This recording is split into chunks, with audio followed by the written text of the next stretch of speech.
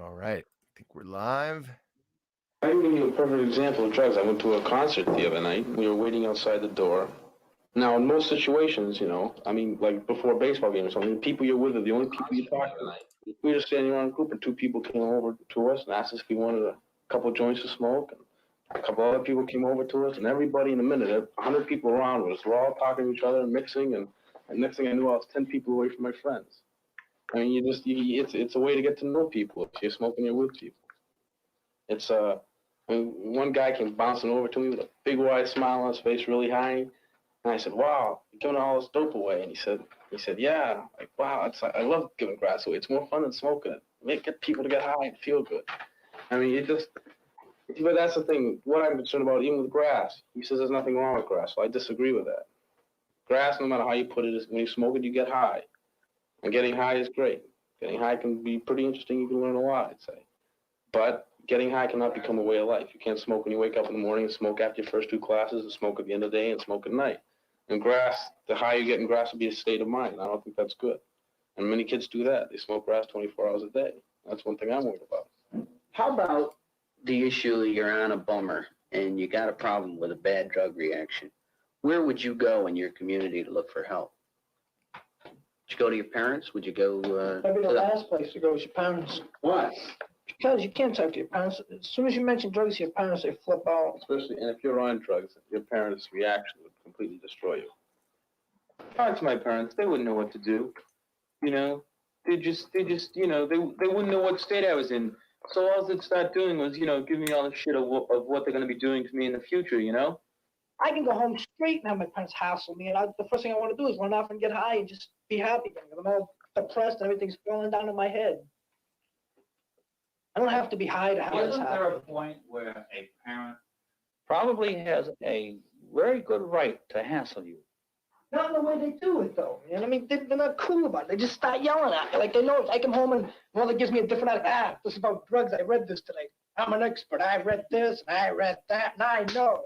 She doesn't know nothing. She's never experienced Parents this. don't sit you down and say, gee, first of all, if a kid comes home and he's high, you ought to wait till he's not high so he can talk to you. And then about a subject like drugs. And so, they don't bother to sit you down and say, gee, why are you doing it? Can't you find this? Can't you find that? Instead, they yell at you. You smoke any more of that grass and you're grounded and this and that. And that's why you're doing so bad in school. And you got to stay in and do your homework. Who needs that? That's not going to help them get off the drug. They don't bother to understand. They know, like Bob says, they know. They're going to tell you where it is. Isn't this act of maybe yelling at you or screaming at you in some way? All right, maybe it's a feeble expression, but it is an expression of concern and love. Because I think concern and love go together. They say, wow, they're really concerned for you. And so, but instead of trying to discuss with you what your problem is. All right. You are listening to Transparency and Merit. Have you spread the link around at all? I have spread the link around. Hopefully, in all of our social circles, I have spread this link around Yes, to everyone that will listen to it. Just like they were spreading the weed around. Just as they were spreading the weed around. And to really buy into these two, or to be fans of these individuals, these people, Saira, Jeong, and the rest of them, I think you'd have to be on drugs, or there's a drug, there's a drug on your mind, or you have to be kind of fanatical to kind of believe in the things they are saying. This is Weijia, Jiang, Saira, Jeong, and I don't know how you say her first name, but Sarah Rao. 3 peas in a pod. Now, these 3 individuals are some, real hardcore social justice warriors. And I want to kind of get into the fact that a justice warrior is a person who expresses or promotes socially progressive views. Just thought I'd throw that out there. And there, there is a belief that that they don't call themselves communists anymore. They took that title away once communism was turned out to be really bad. They call themselves progressives. And I want to get in a little bit from my personal perspective on second generation, and we're kind of splitting hairs here. I don't know if these women were born in the country. All three of them were born in the country, but they definitely came here when they were young. So their parents are definitely like first generation, kind of, they were adults when they came here, and they got kind of immersed into the social justice atmosphere, like whether it be in high school or college. They became kind of immersed in that kind of thought process.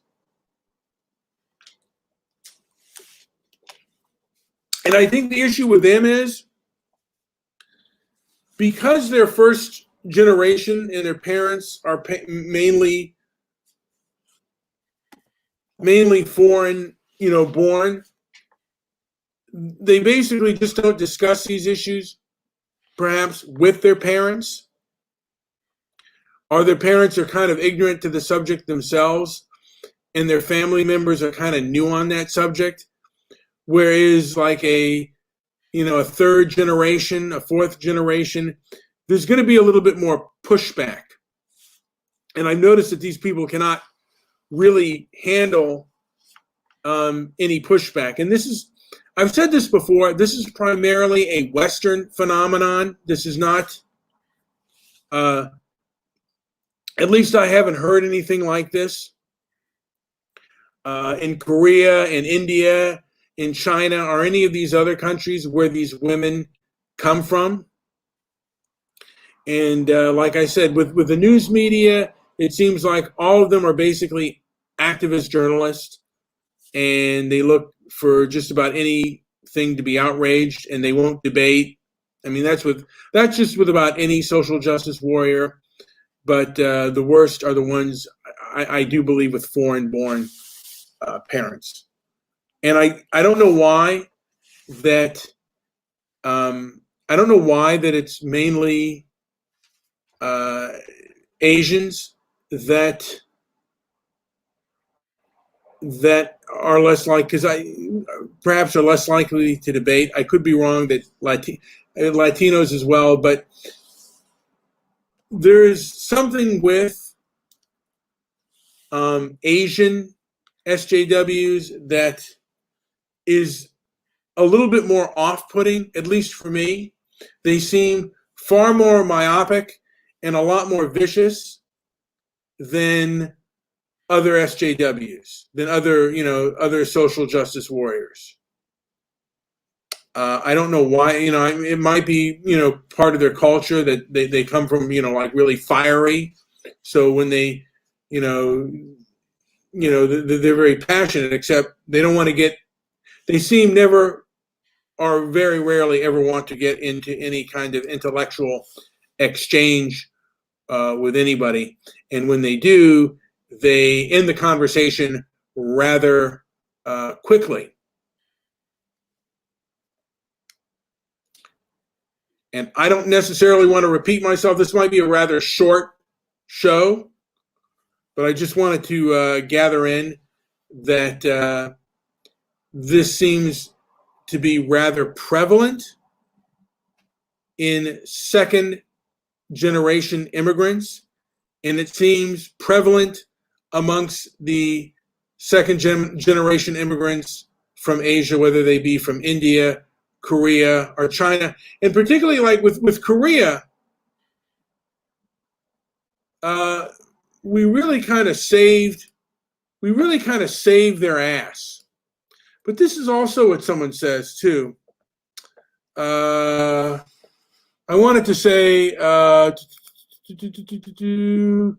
basically, a lot of these people, they come from third world existence and would rather battle oppression, claiming oppression while living kind of in the lap of luxury. I mean, Saira, basically, she lived, basically, a lot of these people live very hypocritical existences in many ways. And I don't want to,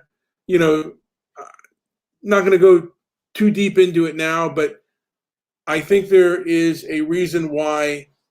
I think there is a reason why, but I don't want to speculate why second generation Asians are particularly prone to being SJW, social justice warriors, and claiming everything is white supremacy. If you look at Saira Jeong, she comes from Korea, which America, basically this country, did spend a lot of resources and a lot of manpower and a lot of lives that saved South Korea from North Korea, North Korea being one of the most totalitarian nations on the face of the earth. And again, the 1965 Immigration Reform Act, which was signed by primarily white people in Congress, they wouldn't have been here had it not been for that goodwill. And they look at that goodwill it seems like they look at that goodwill with nothing but scorn. Just my opinion on that, Joe. Is there anything else to add while I end this? I think we'll do another show that's more of a roundtable, but I just wanted to put my 2 cents in, and let's call this one a day, unless you want to add something else to it, Joe. Just to subscribe and why am I hearing myself again? Yeah, just go ahead and subscribe. We'll send it to you. Yeah, like and subscribe. And if you disagree with me, leave a comment down below. If you agree with me, if you have more to add, leave a comment down below. But these 3 people are, I don't have a lot of respect for them. They never, if ever, debate or explain themselves more thoroughly. And if they go in for interviews, and go ahead and come in and give us a call.